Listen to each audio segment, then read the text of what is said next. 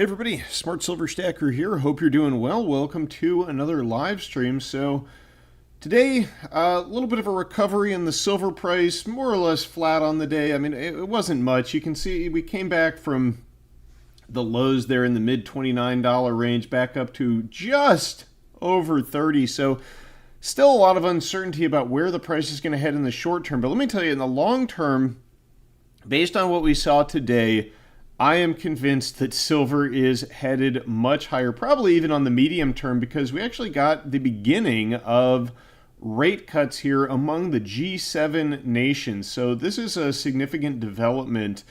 If you want to get some silver before a real breakout takes place here, before it heads to record all-time highs, check out today's video sponsor, SD Bullion. There's a link down in the description. This stuff is still incredibly cheap. Junk silver, 90% US silver coinage. Premiums are low. Spot price is low compared to where this is headed. So check them out if you want to get some gold or silver from a reputable place. Now, the story we're going to start with today is Canada becoming the first G7 nation to cut interest rates. So the Bank of Canada has announced that they will be cutting interest rates, their benchmark interest rate, from 5% to 4.75%. Now this is significant because this is the first rate cut in 4 years. Of course, we had the Swiss National Bank cutting rates back in March. They were the first sort of Western nation to begin cutting rates, but now the Bank of Canada following along with that central bank. And this is just getting started. There's going to be a lot of easy money coming, not just in the form of rate cuts, not just in the form of these tiny quarter of a interest rate cuts, but there's a lot of cuts coming, probably in the form of direct debt monetization via QE. This is going to be among all of the Western nations, all of the G7 nations. And to get an idea of what's ahead, I mean, look at what happened in the Canadian dollars to the price of gold and silver today. Yeah, we had a rally in US dollars too, but they rallied more in the Canadian dollar, and that is because lower interest rates will lead to a weaker Canadian dollar. At least that's how investors and market participants are pricing this in. So a good day for gold and silver in Canadian dollars. I mean, look at that, over 3,000 Canadian dollars. Remember, I don't know the exact year, but I mean, within the past decade or two, I know that at some point we had like parity between the Canadian dollar and the US dollar, but now gold over 3,000 bucks in Canadian dollars, headed there soon in US dollars as well. I also want to cover this. We've been talking about the Shanghai Gold Exchange, okay? This is the precious metals exchange in China where we've been seeing these significant premiums to U.S. prices. So there's a large premium on silver if you go to Shanghai versus, say, the COMEX. Now, right now, latest data, kilogram of silver on the Shanghai Gold Exchange going for 7,752 yuan. That is the equivalent of $1,069.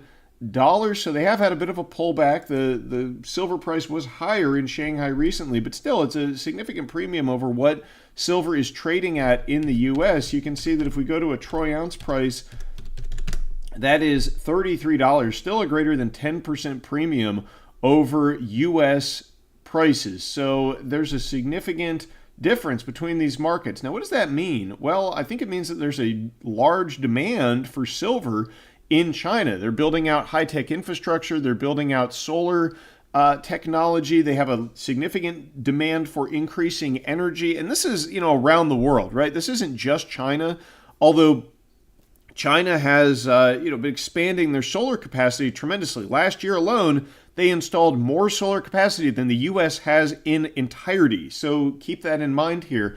But rather than just this premium on the Shanghai Gold Exchange, which we've been digging into here for about a week now, I think we've been examining that interesting phenomenon. I want to take a look at some other data. This is the data highlights volume and amount from May 2024 from the Shanghai Gold Exchange. And if we go down to this last column, this is regarding delivery volume. This is denominated in kilograms.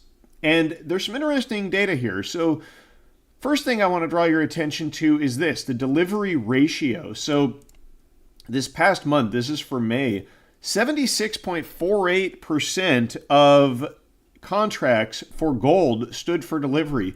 However, it was only 9.89% of contracts for silver. And then if we zoom out to the annual or the cumulative total thus far in 2024, it's a similar picture, 71% of gold contracts and a little bit higher than this month in May for silver, but still significantly lower than gold, 16.15%. But look at the cumulative total of silver that has stood for delivery. Now, again, this is in kilograms, so it's 69 million kilograms. And we'll plug the exact number in here and we'll convert this to troy ounces. And it's a pretty shocking number. I think I did the math wrong there. Let's see. Oh, that's the trading volume. I'm sorry. It's 11 million kilograms that have stood for delivery. So let's put that number in and multiply that to get troy ounces. Yeah, so 359 million troy ounces that have stood for delivery on the Shanghai Gold Exchange thus far in 2024, and that is with only 16.15% of the contracts standing for delivery. Now, to put that into context for you, keep in mind, that's just January through May, 359 million ounces that have stood for delivery in Shanghai. The total forecast silver production, according to the Silver Institute, and they measure this via surveys with market participants, but probably a relatively accurate number. It's right around 1 billion ounces, right? So 1 billion, 3 million. So that's how much we're forecast to produce globally via mining and recycling and recovery. So think about that. That's for the whole year of 2024. The first 5 months, over 359 million ounces have stood for delivery on the Shanghai Gold Exchange. It's a huge portion of global silver production just in China alone. Now, to be fair, I don't know what's happening with all of this delivered silver. And maybe some of it makes its way back onto the exchange eventually. I'm not saying it all necessarily gets consumed, but likely a significant portion does because China is installing all of this energy infrastructure. They're building huge amounts of solar capacity, and all of that requires a lot of silver. In fact, the newer types of solar panels, the highest tech solar panels, according to a study from the University of New South Wales that we've covered on the channel a few times, it shows that they actually require more silver than previous generations. So not only is the amount of solar that is being installed globally on the rise significantly, the amount of silver that is needed for those panels is also rising. So something to think about when you consider the fact that silver has been in a supply deficit for years now. Last year, to the tune of more than 100 million ounces that were consumed by industry that were not replenished by mining and recycling. And that number is likely to grow in a very big way. Now, when I mention this stuff, a lot of people get confused, right? They seem to say, oh, there's no silver shortage. Go to SD Bullion. There's plenty of silver, right? Well, yeah, that is true, but there's a couple things you have to consider here. One, deficit and shortage are not the same thing, right? Deficit means that we're consuming more of the metal than is being produced. That doesn't mean there's a shortage. It just means that above ground silver supplies are diminishing. That will eventually lead to a shortage unless we produce more silver. According to the Silver Institute, mining production peaked. What was the year it peaked? Back in 2016.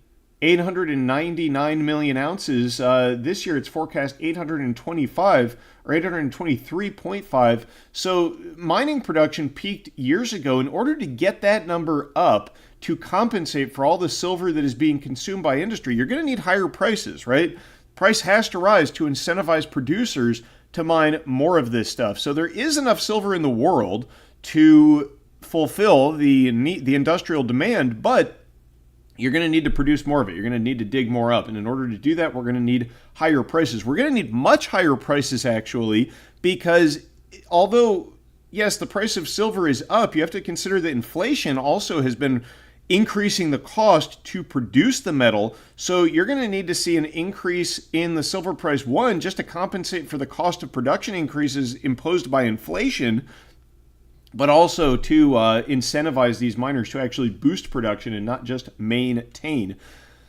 So the future is bright for silver here from a fundamental supply-demand dynamic. Also, the fact that central banks around the world are cutting rates. Now, I want to talk about why the rate cutting is going to accelerate so much moving forward and why there's going to be QE, why there's going to be debt monetization, why inflation is going to continue moving higher, at least in my view. And we transition to the geopolitical for that. Also in China, we've got Taiwan recently announcing mine laying drills. So they are planning to practice deploying naval mines around a fishing port in Taiwan. Another sign of the escalating situation in Southeast Asia. We mentioned yesterday or in a recent live stream about how the Philippines have been accusing China of provocations in this area. Certainly with Taiwan, it's a hot spot. Taiwan just was practicing doing a naval blockade. We hear years out in advance, that's when we're going to have this conflict. I think that's just a talking point designed to assuage people's fears. When this happens, it's going to guarantee, one, much higher inflation, two, much higher levels of debt because it'll likely lead to a regional or global conflict. And on that note, we also got some alarming news regarding Eastern Europe and NATO and Russia recently. NATO readying land corridors for U.S. troops if Russia invades. This is a story which has been making the rounds the past day or two. And NATO allies in Europe, they're developing multiple land corridors for U.S. troops and armored vehicles in the event of a major European war with Russia. Comes amid warnings from the alliance's top leaders that Western governments must prepare themselves for a conflict with Russia in the next 2 decades. Again, this is this long timeline which is being forecast for this looming conflict. I mean, I wouldn't be surprised if we see this occur this year, next year. I mean, the very short term, we could see a escalation in Eastern Europe. We've been witnessing this ever since the invasion of Ukraine by Russia in 2022. Just constant escalation, right? It's always like one step at a time. First, it's we'll give them money and weapons, then we're giving them tanks, then there's mercenaries. Now France is talking about deploying troops to Ukraine. The U.S. is planning corridors to deploy 300,000 troops. 300,000 troops are being kept in a state of readiness to defend the alliance. This was an agreement among NATO leaders at a summit in Lithuania last year. So, yeah, I mean, think of that. 300,000 U.S. troops being deployed to Eastern Europe. How much is that going to cost? Among other things, this is a significant problem. And of course, this basically guarantees that this number, the U.S. national debt, is going to absolutely explode. Already at $34.7 trillion, about to cross that 34.8 line, and growing significantly. Now, this is no secret, right? We've got rising U.S. debt load poses a growing risk for Treasury market from Bloomberg today. Well, duh. I mean, this is like such obvious stuff. And yet, how many Americans out there are really concerned about or understand the magnitude of the debt? I mean, let me know what you think about that in the chat, but it's not many. And yet, you've got at a panel at this SIFMA Treasury Forum in New York on Wednesday, market participants said spending cuts and tax increases that would address concerns of growing Treasury debt supply remain unlikely. Yeah, obviously. I mean, this is the same story we've been witnessing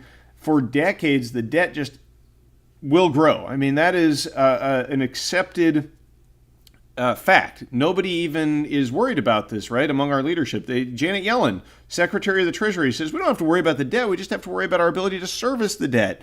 And they say that this is going to occur regardless of who wins November's presidential election. Yeah, there's no political solution to this scenario, unfortunately. They say the most worrying scenario is a clean sweep by one party taking control of the White House and both chambers of Congress. And that's true. I mean, it doesn't matter which party.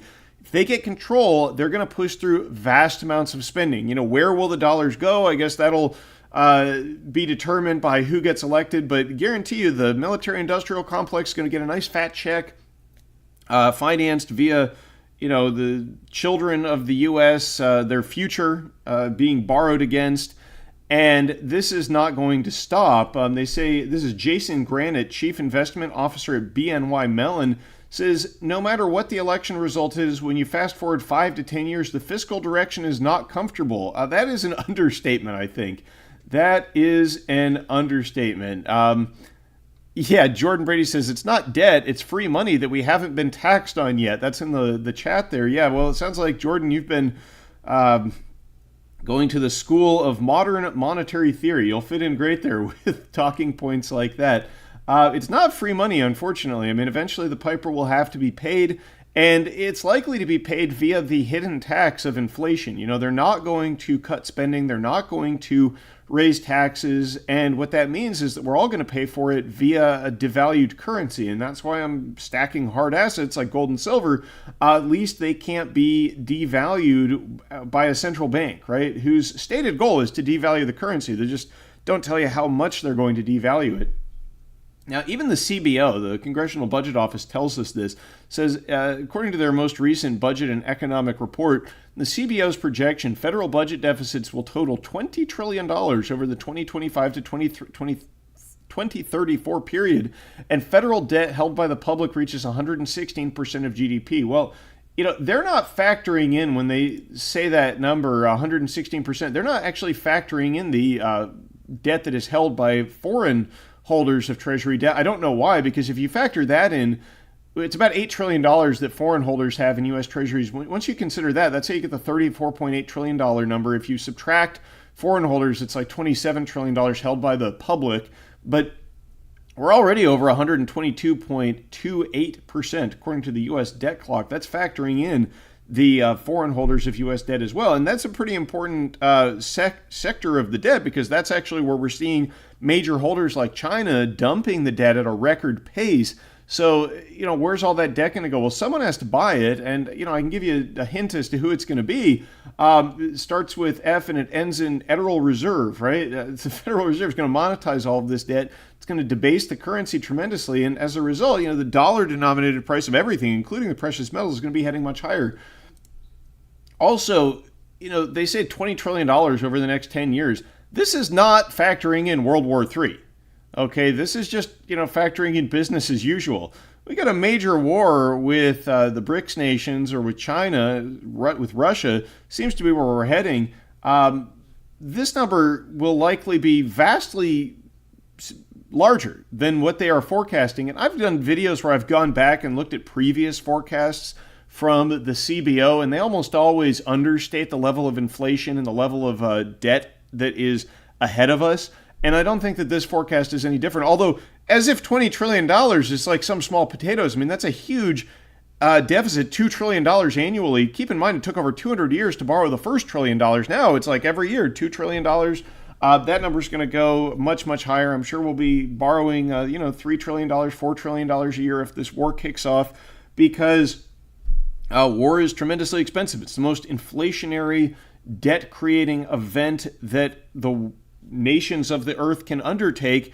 And there's a reason that we get these wars. I mean, it's hugely profitable to the central banks who get to issue all of the debt, hugely profitable to the industries that money goes to first before it is inflated and devalued. And then, that money gets recycled back into political donations and lobbying to keep the politicians in power. So that's why, we've been at war constantly since the end of the dollar to gold standard by Richard Nixon, and even preceding that, because, war is a racket.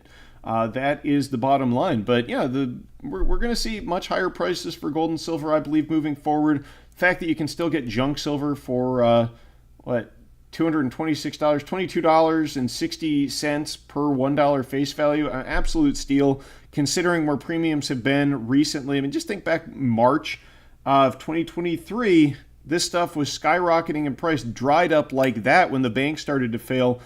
We talked recently in a video about how the FDIC recently showed that unrealized losses at U.S. banks is now over $500 billion. That's just the official numbers, folks. I mean, the problems in this financial system are exponentially worse than what we were being told. And regardless of what the military-industrial complex-funded schools like to teach people, war is not good for the economy. War is very bad for the economy. It takes real goods and services, it blows them up into smithereens and flame. Sure, if there's some unique situation like you're the U.S. following World War II, you're the only country that hasn't had its industrial base destroyed. Yes, you can have a big, beneficial economic boom after that, but taken as a whole, war is destructive, and it's really a sad thing because you can think about, all the wealth that we might enjoy if we hadn't had the First World War and the Second World War and the Cold War and all of these huge amounts of resources being devoted to things that really don't benefit you and I at all. I mean, you could build schools, you could build parks, you could build hospitals, but instead, you build artillery shells. It should be obvious to anybody who can, think rationally in the least bit that war is a destructive process. And this $34.7 trillion debt that we're already sitting on, a lot of it, several trillion of that, was for the wars of the past several decades. And I mean, what did that achieve? A lot of Americans wounded, a lot of our best and brightest people, shattered in a very negative way, and a bunch of weapons in the hands of the Taliban following the disastrous withdrawal from Afghanistan. So don't think that this next war, which is up ahead, that we're being conditioned for, is going to be any better, but it will expand the debt drastically. So, get prepared for that. And let me know what you think in the comments down below. Thanks for watching, everybody. Stay safe and happy stacking.